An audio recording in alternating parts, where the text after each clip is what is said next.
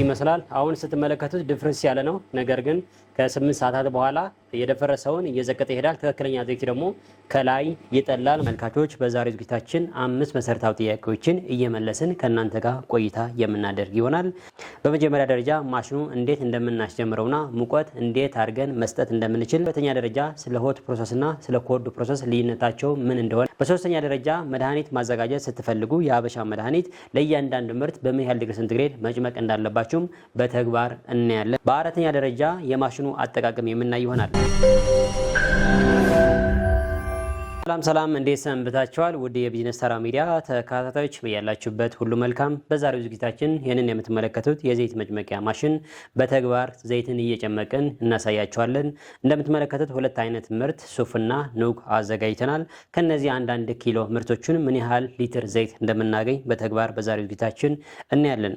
ጠቅለል ባለማልኩ ውድ ተመልካቾች በዛሬው ዝግጅታችን 5 መሰረታዊ ጥያቄዎችን እየመለስን ከእናንተ ጋር ቆይታ የምናደርግ ይሆናል። መጀመሪያ ደረጃ ማሽኑ እንዴት እንደምናስጀምረውና ሙቀት እንዴት አድርገን መስጠት እንደምንችል በተግባር የምናይ ሲሆን፣ በሁለተኛ ደረጃ ስለ ሆት ፕሮሰስና ስለ ኮልድ ፕሮሰስ ልዩነታቸው ምን እንደሆነ በተግባር እናያለን። በዚህ ላይ ውድ ተመልካቾች ስለ ሆት ፕሮሰስና ስለ ኮልድ ፕሮሰስ ሰፊ የሆነ ማብራሪያ የሚያስፈልገው ሲሆን፣ ቤት ሆናችሁ በዚህ ማሽን የተጨመቀ ዘይት ለሀበሻ መድኃኒትነት ለመጠቀም በምትፈልጉበት ጊዜ በየትኛው ፕሮሰስ ዘይት መጭመቅ እንደምትችሉ በተግባር እናሳያቸዋለን። በሶስተኛ ደረጃ መድኃኒት ማዘጋጀት ስትፈልጉ የሀበሻ መድኃኒት ለእያንዳንዱ ምርት በምን ያህል ዲግሪ ሴንቲግሬድ መጭመቅ እንዳለባችሁም በተግባር እናያለን። በአራተኛ ደረጃ የማሽኑ አጠቃቀም የምናይ ይሆናል።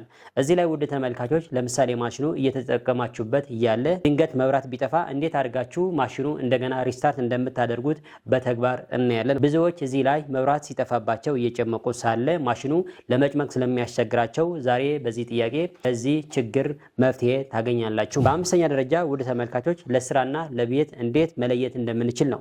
እዚህ ላይ ውድ ተመልካቾች ልክ እንደ ጁስ መጭመቂያ ማሽን ለስራና ለቤት ብለን እንደምንከፍላቸው ሁሉ የዘይት መጭመቂያ ማሽኖቹም ለቤትና ለስራ ብለን እንከፍላቸዋለን ማለት ነው። ለቤት የሚሆኑ የትኞቹ ናቸው፣ ለስራ የሚሆኑስ የትኛው ነው የሚለውን በዛሬው ዝግጅታችን የምናይ ይሆናል። ታዲያ ውድ ተመልካቾች የቢዝነስ ተራ ሚዲያ እንደነዚህ አይነት ጠቃሚ መረጃዎችን ወደ እናንተ ሲያደርስ ላይክ፣ ሼር፣ ሰብስክራይብ ማድረግ እንዳይረሳ። መልካም ቆይታ።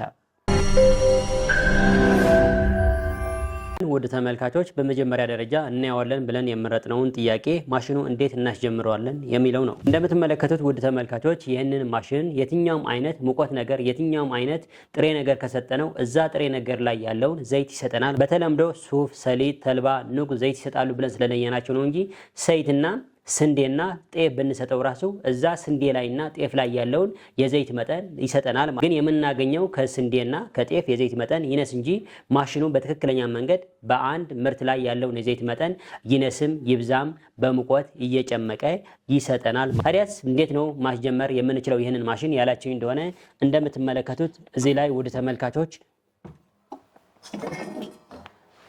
እንደምትመለከቱት እዚህ ላይ ውድ ተመልካቾች ፕሪሂቲንግ የሚል አለ። ፕሪሂቲንግ ምን ማለት ነው? ውድ ተመልካቾች ማሽኑ ከመጭመቁ በፊት ሙቀት ያስፈልገዋል ማለት ነው። ልክ እኛ ቤት ላይ እንደምንጠቀማቸው ስቶቭና ምጣድ መጀመሪያ ከመጋገራችን በፊት ሙቀት እንደሚያስፈልጋቸው ሁሉ ይህንን የዘይት መጭመቂያ ማሽንም ሙቀት ያስፈልገዋል። ለ10 ደቂቃ ወይም ደግሞ ለ15 ደቂቃ ያክል በቂ የሆነ ሙቀት ማግኘት አለብን ማለት ነው። እዚህ ላይ ግን ውድ ተመልካቾች ለእያንዳንዱ ምርት የራሱ የሆነ የቴምፕሬቸር መጠን ስላለ ውድ ተመልካቾች ዝም ብለን ሙቀት መስጠት ብቻ ሳይሆን የምንሰጠው የሙቀት መጠንም በዲግሪ ሴንቲግሬድ ለክተን ነው መስጠት ያለብን። ውድ ተመልካቾች እዚህ ጋር ማሽናችን እንዲህ እንዳበራን እዚህ ላይ እንደምትመለከቱት ምን ያህል ሙቀት መስጠት እንዳለብን የሙቀቱ የዲግሪ ሴንቲግሬድ መጠን ምን ያህል መሆን እንዳለበት ግዴታ መለካት ይኖርብናል። ባይ ዲፎልት ማሽኑ ሲበራ ይህንን ማሽን 250 ወይም ደግሞ 200 ዲግሪ ሴንቲግሬድ ሊሰጠን ይችላል። ነገር ግን ምርቶቹ የምንጨምቃቸው ምርቶች የተለያየ ዲግሪ ሴንቲግሬድ ስለሚያስፈልጋቸው ራሳችን ሴት ማድረግ አለብን። ውድ ተመልካቾች ምርቶቹ ስፔሲፊክ የሆነ የቴምፕሬቸር እንትን የላቸውም። ለምሳሌ ኑግ ብንወስድ ከ100 ዲግሪ ሴንቲግሬድ እስከ 250 ዲግሪ ሴንቲግሬድ መስጠት እንችላለን። 250 ወይም ደግሞ ማክሲማም ቴምፕሬቸር ስንሰጠው ሆት ፕሮሰስ ይሆናል።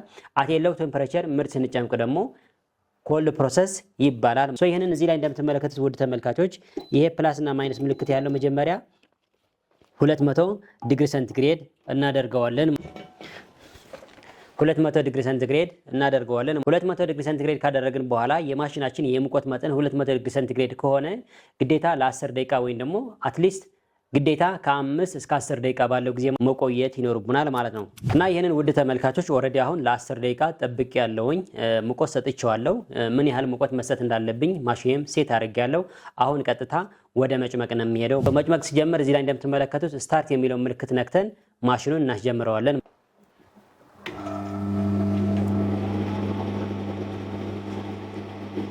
እንደምትመለከቱት ውድ ተመልካቾች ማሽናችን እንዲጨምቅ ኦልሬዲ አድርጌዋለሁ ወይንም አስጀምሬዋለሁ። እዚህ ላይ ውድ ተመልካቾች ማሽኑ ቤት ውስጥ ሆናችሁ እንደምትመለከቱት ምንም አይነት ድምጽና ሙቀትም ስለሌለው ቤት ሆናችሁ አሪፍ የሆነ ቢዝነስም የሚያሰራችሁ ማሽን ነው። እንደምትመለከቱት ምንም አይረብሽም። አንዳንዶቻችሁ ልክ እንደ ጁስ መጭመቂያ ማሽን ድምጽ ያለው ይመስላችኋል። ነገር ግን ይህንን ማሽን ሙሉ ቀን የመጭመቅ አቅም ስላለው ሙሉ ቀን በዛኛው ድምጽ ልክ በጁስ ላይ እንደምትሰሙት ያን ያህል ድምጽ የለው። እንደምትመለከቱት ኦልሞስት ለው ድምጽ ነው ያለው። አሁን ምን አደርጋለሁ ማለት ነው ምርቴን ጨምሬ መጭመቅ እጀምራለሁ። ወረድ ማሽኔ እየተሽከረከረ ስለሆነ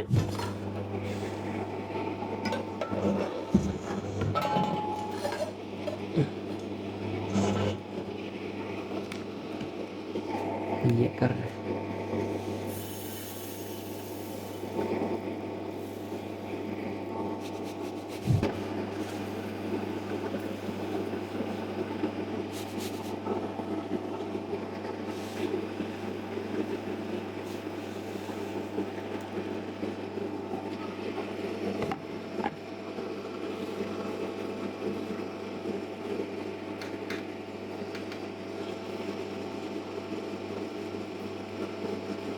እንግዲያውስ እንደምትመለከቱት ውድ ተመልካቾች ኦልሬዲ ንጉን ጨምረን መጭመቅ ጀምረናል ማለት ነው።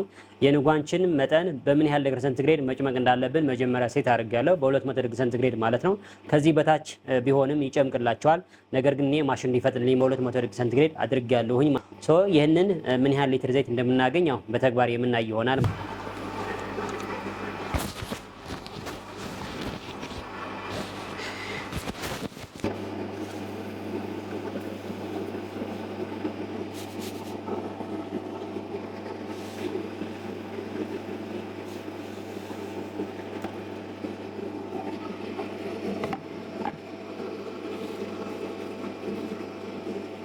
ተመልካቾች ኑጓችን ጨምቀን ጨርሰናል። የጨመቅነው ኑግ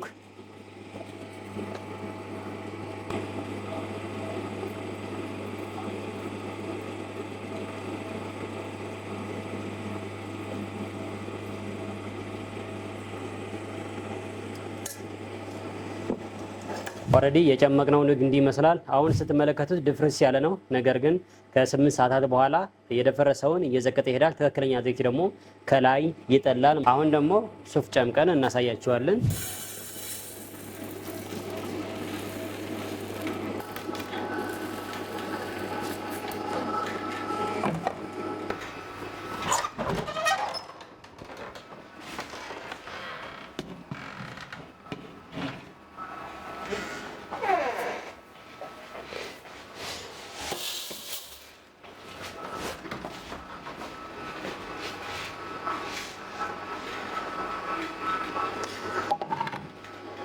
እንግዲያውስ ወደ ተመልካቾች ኑጓችን ጨምቀን ጨርሰናል። አሁን ደግሞ ግማሽ ኪሎ ሱፍ ምን ያህል ሊትር ዘይት እንደሚሰጠን አብረን የምናይ ይሆናል። እዚህ ላይ ወደ ተመልካቾች እዚህ ቤት ውስጥ የምናዘጋጀው ንጹህ የተፈጥሮ ዘይት ገበያ ላይ ከምናገኘው ዘይት በምን ይለያል የሚለውን በተወሰነ መልኩ ለማስረዳት ያክል ጨምቆ እስኪጨርሱ። ለምሳሌ አንድ ፋሚሊ በአንድ ሳምንት 5 ሊትር ዘይት ይጨርስ ከነበረ በአንድ ሳምንት በዚህ ማሽን የተጨመቀ 2 ሊትር ይበቃዋል ማለት ነው። እንግዲያውስ ወደ ተመልካቾች ግማሽ ኪሎ ኑግ ጨምቀን ጨርሰናል። እንደምትመለከቱት ይህንን የሚያክል ሊትር ዘይት ሰጥቶናል ማለት ነው።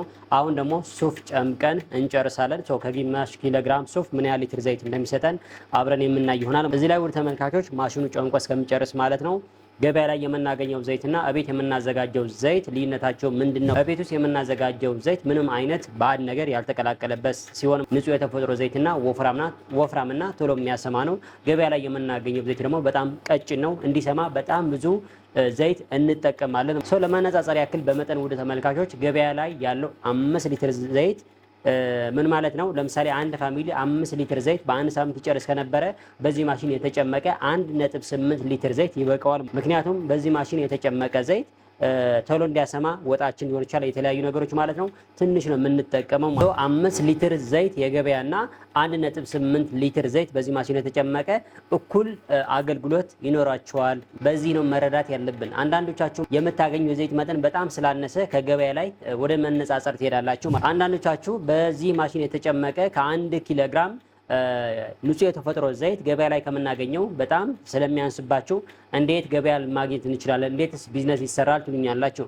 ነገር ግን ወደ ተመልካቾች ገበያ ላይ ያለው 1 ሊትር ዘይትና በዚህ ማሽን የተጨመቀ 35 ሚሊ ሊትር እኩል አገልግሎት አላቸው። ምክንያቱም ገበያ ላይ የምናገኘው ዘይት እንዲያሰማ ማለት ነው ብዙ ነው የምንጠቀመው። በዚህ ማሽን የተጨመቀ ዘይት ግን ወጣችን እንዲያሰማ ትንሽ መጠን ስለምንጠቀም ያው አገልግሎታቸው ነው ማነጻጸር ያለብን፣ እይታው አይደለም ማየት ያለብን ለማለት ፈልጋለሁኝ።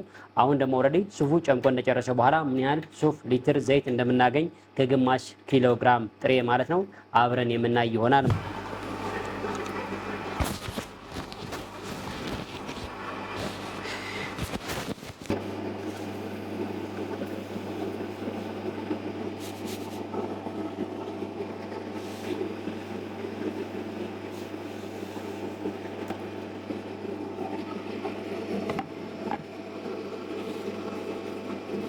እንግዲያውስ ውድ ተመልካቾች ሱፋችን ጨምቀን ጨርሰናል። አሁን ከግማሽ ኪሎ ሱፍ ምን ያህል ሊትር ዘይት እንደምናገኝ አብረን የምናይ ይሆናል።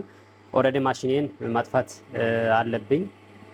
ውድ ተመልካቾች ሱፌም ጨምቄ ጨርሻለሁ። አሁን ወደ ሌሎች ጥያቄዎችን አልፋለሁኝ። በሁለተኛ ደረጃ እናየዋለን ብለን የመረጥነውን ጥያቄ ምንድነው ውድ ተመልካቾች ስለ ሆት ፕሮሰስ እና ኮልድ ፕሮሰስ ልዩነታቸው ምን እንደሆነ ነው። እዚህ ላይ ውድ ተመልካቾች ማሽኑ በሁለት አይነት መንገድ ነው ኦልሬዲ ዘይት የሚጨምቀው በኮልድ ፕሮሰስ እና በሆት ፕሮሰስ። ነገር ግን ሁለቱም ሙቀት የሚያስፈልጋቸው ቢሆንም ሆት ፕሮሰስ ሲባል በማክሲማም ቴምፕሬቸር ዘይት ስንጨምቅ፣ ኮልድ ፕሮሰስ ደግሞ አት ሎወር ቴምፕሬቸር ማለት ነው ዘይት መጭመቅ ስንችል ነው ማለት ነው።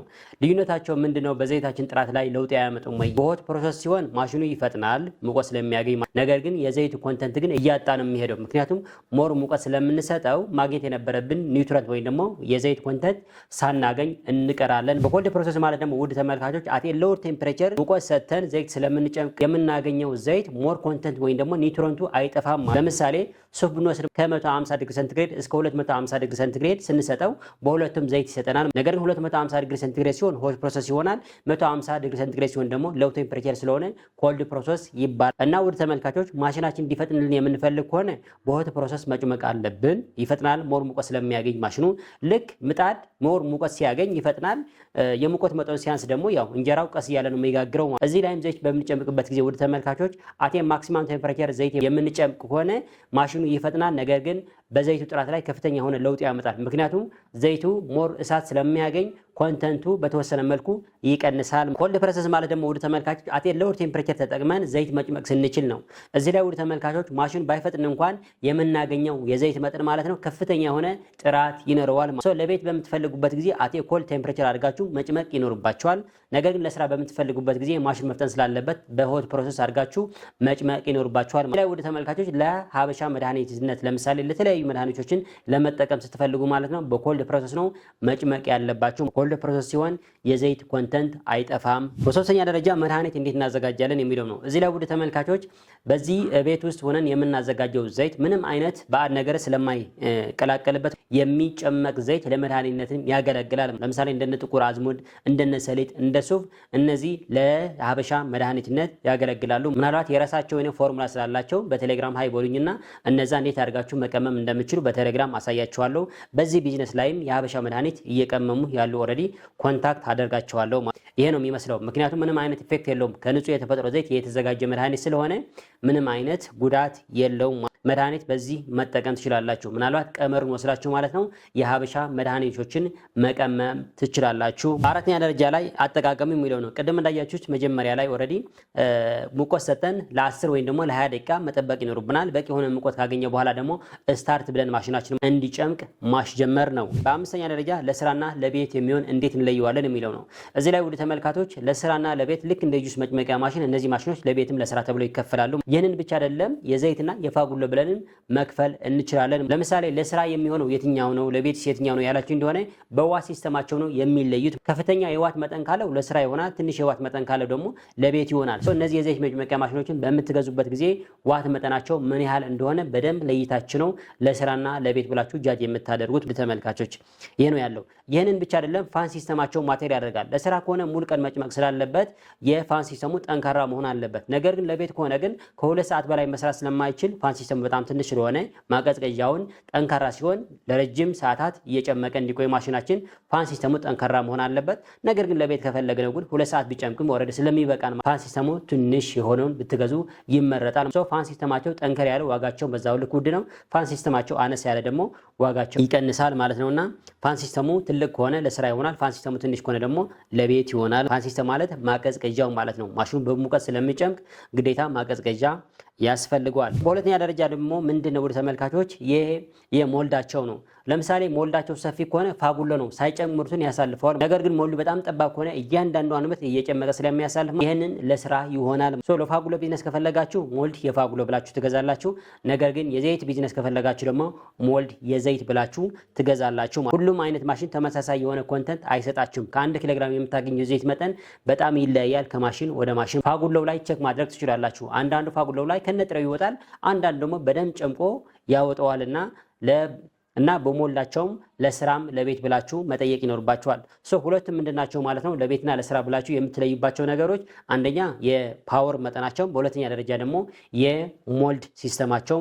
በእነዚህ ሁለቱም ለስራና ለቤት እንዲሁም ለዘይትና ለፋጉሎ ብለን እንከፍላቸዋለን። ታዲያስ ወደ ተመልካቾች ዛሬ ያዝናቸው 5 ጥያቄዎችን ኦሬዲ እየመለስን ከእናንተ ጋር ቆይታ አድርገናል።